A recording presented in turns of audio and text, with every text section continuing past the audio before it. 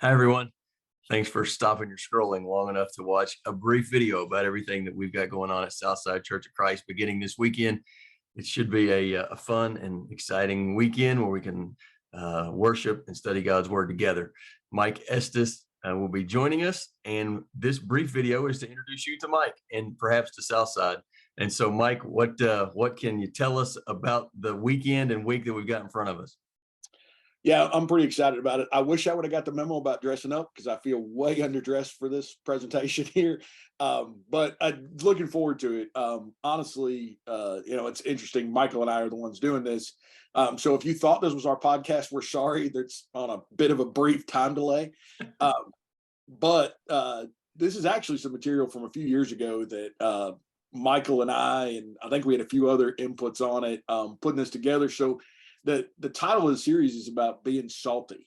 And so the idea of us being salt and light and what that means, I think sometimes we throw around some Bible phrases like that and say, all right, we're salt and light, but what does that mean? What does it look like in reality and in practice? And so, what we worked through in coming up with this is some pretty, what I think are incredible concepts about being a salt source for people, that our lives, as it rubs off on others, it makes them thirsty, but it makes them thirsty for Jesus, who has living water.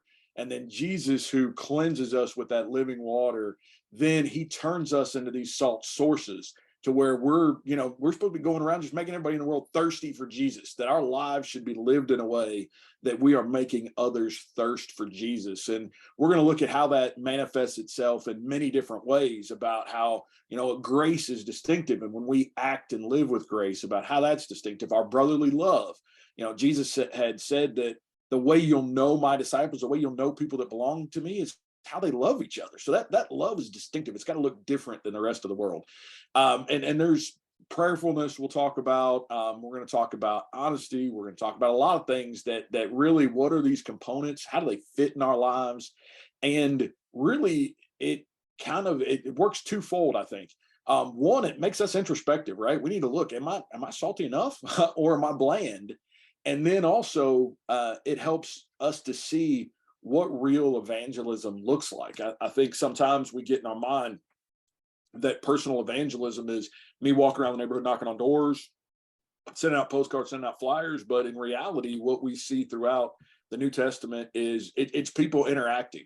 And when you spend time around them, Paul and Barnabas and people, they drew people into them. They said, you guys are different. What's different about you? And how do I find this peace and this comfort and this joy and this hope that you all have that I don't have?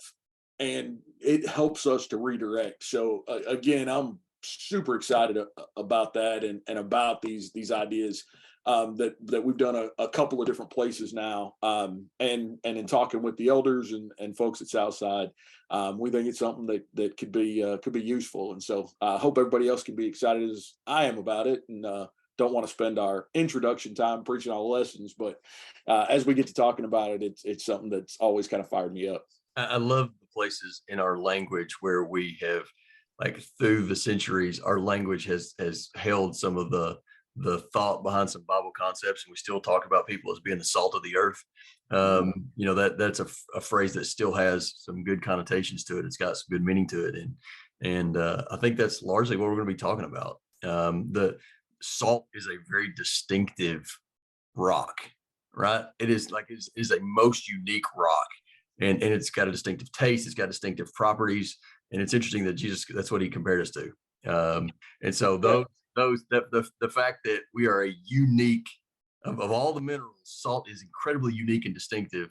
That's what Jesus described us as, and that's meaningful, and that's held on in our vernacular through the centuries. Oh, absolutely. And we're going to talk a little bit about this in the lesson Sunday morning, but about all of those distinctive properties, about how salt preserves, how salt's medicinal. We can get in, there's so many uses. Salt was used as part of the, in the Roman Empire as a wage. You were paid in salt. So, we use that in our vernacular today. And I think most people probably don't understand where it comes from. But when you say somebody's a bum, he ain't worth his salt. well, what does that even mean? Or, when we get into issues like, superstitious, if you spill the salt, you're supposed to throw some over your shoulder, and, where's that come from? And so we'll kind of talk on, a few of those things, and then bring that back into what Jesus is talking about. And Michael's exactly right. It's distinctive. And so that's kind of the way we've titled our lessons too, is that, hope is distinctive, joy is distinctive, brotherly love is distinctive, grace is distinctive. So all of these unique, distinctive properties of the salt that we should be to the world. It really just kind of, it draws that stuff out of us, which, again, another thing that salt does, it draws the moisture out. So it should draw these things out of us. And so again, like I said, we could go back and forth about this all night, because it's so just so incredible, the way that this comes together. But what I always try to do in any of my preaching and teaching is, whatever we talk about, on Sunday, I want it to be something you can use on Monday. And when I look at this series of lessons, I think there are things that we walk out of that assembly with that says, I can do this right now, and I'm going to be better for it. And there's going to be very meaningful applications to that. So, if you're in the Somerset area, this weekend, we're going to start off Saturday night with singing, 7:00, I think, if I remember right. Correct. With the fall singing, and then that's going to lead into our meeting. So we'll meet. I don't know service times on Sunday. I probably should, because I'm going to be there. Hey, let me do this part. So the services on Sunday, we would love to have you at Southside. You can visit our website, livingaschristians.com, learn more about us. But you would certainly be welcome at any of our services to learn more about your saltiness as Christians. Sunday morning, 9:30 for our Bible study hour, 10:30 for worship, Sunday evening at 6:00 for an evening worship. And then Monday, Tuesday, and Wednesday night, we'll be meeting at 7:00 each evening. And I will tell you, I think that these lessons are, they're life-changing.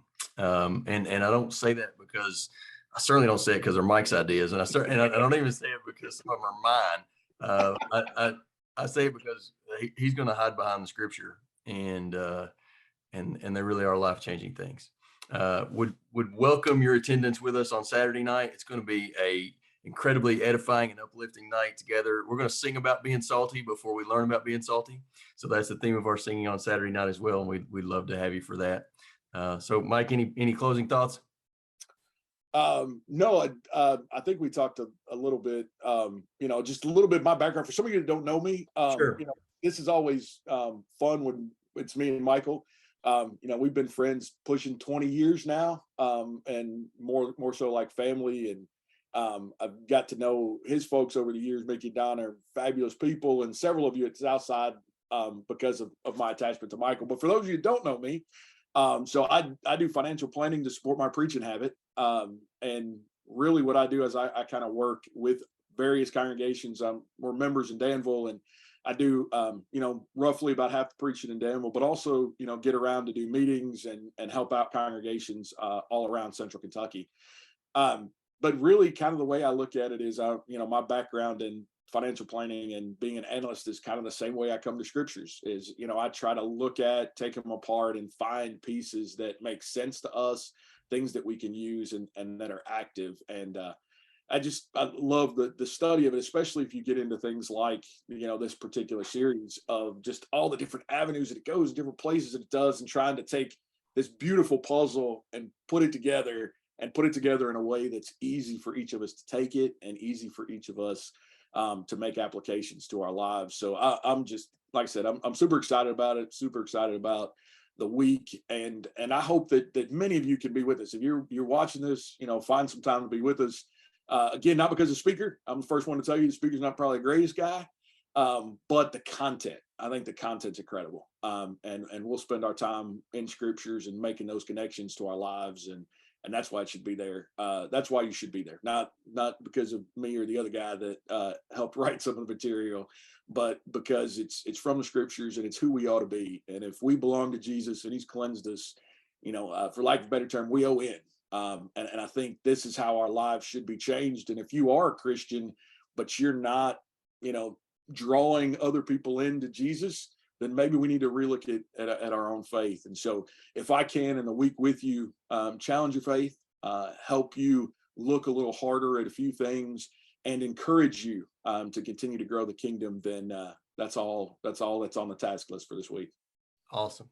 Well, we look forward to it. And again, if you have any questions, please on our website, livingaschristians.com, or make a comment on this Facebook or YouTube post, and we would be happy to get back to you. In the meantime, stay salty, my friend. Thank you. You too, brother.